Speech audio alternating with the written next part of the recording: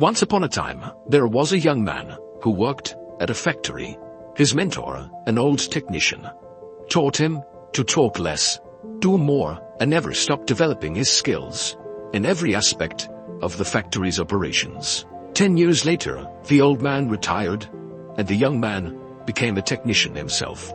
He continued to do his work with the same dedication and diligence as he was taught. One day, he visited his mentor. The old man saw that he seemed unhappy and asked what was troubling him. The young man sighed and poured his heart out. "I have been following your instructions exactly all these years. No matter what I work on, I keep quiet and focus on the job.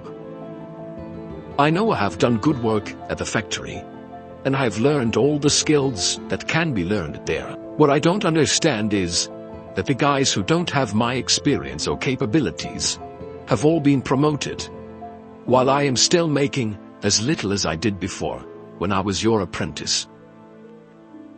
The old man asked, "Are you positive that you have become indispensable to the factory?"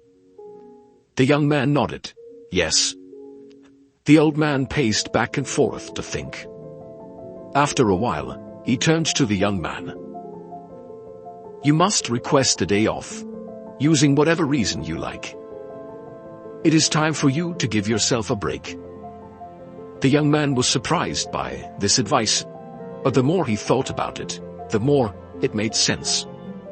He thanked his teacher and left quickly to make a time-off request. When he returned to work after his day off, the manager called him into the office to tell him that things did not go well at the factory while he was gone. Others encountered many problems that normally would be handled by him, and they had no idea how to solve them. Realizing his importance, the manager decided to promote him to the position of senior technician, to thank him and encourage him to keep up the good work. The young man was grateful for his mentor's wisdom. Surely, he thought, this was the secret to success. From that point on, whenever the young man felt like he deserved more than what he was getting, he would take a day off. When he came back the next day, the situation would improve to his satisfaction. This pattern continued for months. One day, the young man found that he was blocked from going into the factory. Much to his shock, he found out that his employment was terminated.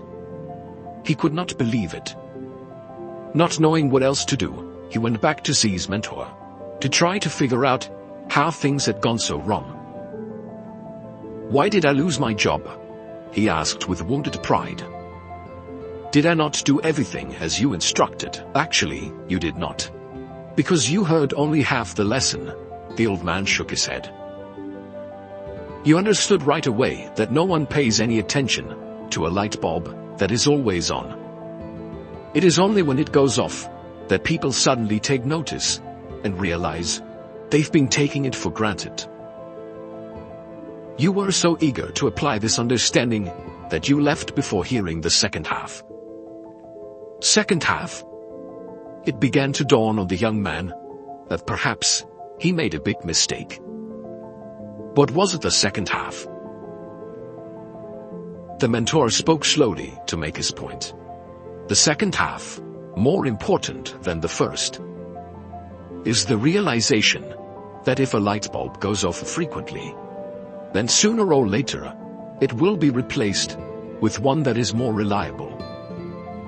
Who wants a light bulb that no one can count on to provide illumination?